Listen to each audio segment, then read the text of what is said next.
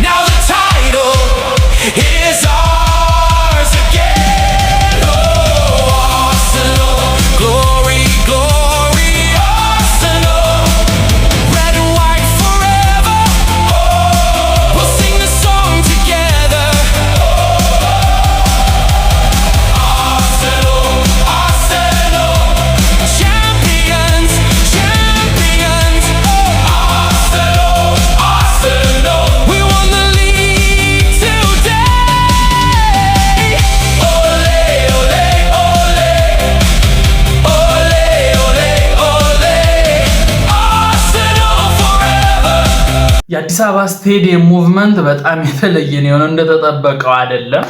እንግዲህ ብዙ አርቲስቶች የቀሩበት ሙቭመንት፣ በአርሲው ጉዳይ ብዙ አርቲስቶች ቢቀሩም ነገር ግን ስቴዲየሙ ሙልት ብሎ ብዙ ሙቭመንቶች እየታዩ ነው። እነኚህ ሙቭመንቶች የሚገርሙ ናቸው።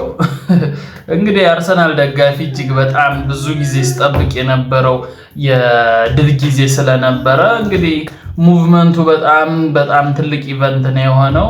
እንግዲህ ምናልባት እንደ ሀገር ብዙ የሚያሳስቡን ጉዳዮች ቢኖሩም ጎን ለጎን ደግሞ የወጣቱን ትንፋሽ የሚተነፍስበት ቦታ ነው እየተባለ ነው። እንዲሁም በተቃራኒው ደግሞ የፖለቲካ አጀንዳ ማስፈጸሚያ ሆኗል የሚሉም አሉ በጎን። ኤኒዌይስ ሙቭመንቱ አዲስ አበባ ስቴዲየም ላይ ተካሂዷል። ይሄ ነው ያለው እውነታ። በቀጣይ በአዲስ የቁም ነገር ቪዲዮ መለሳለሁ። ቴንኪው